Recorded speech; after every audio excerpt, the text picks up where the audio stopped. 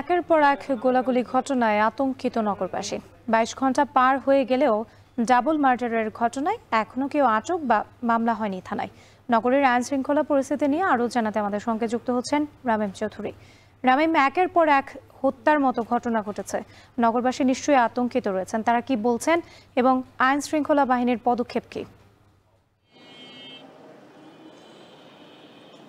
রাত্রি গত কয়েক মাস ধরে কিন্তু খুলনার যে আইন শৃঙ্খলা পরিস্থিতি সেটি কিন্তু একেবারেই খারাপ।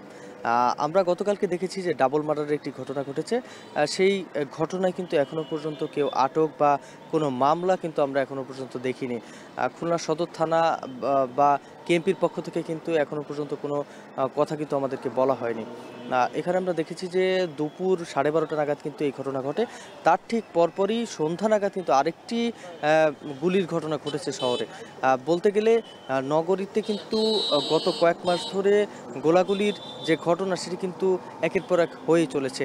এর পাশাপাশি শুধু যে গোলাগুলি রয়েছে তা কিন্তু নয়, নানা রকমভাবে দেশীয় অস্ত্র দিয়ে কুপিয়ে জখম করার ঘটনা কিন্তু অনেকগুলা ঘটেছে।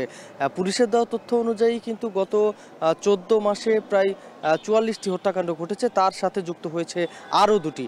সব মিলিয়ে বললে চলে যে প্রায় 50টি হত্যাকাণ্ড কিন্তু এরই মধ্যে ঘটে গেছে। এই নিয়ে কিন্তু সাধারণ মানুষ বেশ শঙ্কায় আছে। সাধারণ মানুষ চায় পুলিশের কঠোর পদক্ষেপ। তো সব মিলিয়ে এই ছিল আমার কাছে আইন পরিস্থিতির সবশেষ খবর। রাত্রি খুলনার আইন শৃঙ্খলা পরিস্থিতি নিয়ে বিস্তারিত জানাতে আমাদের সঙ্গে যুক্ত ছিলেন রামিম চৌধুরী। দর্শক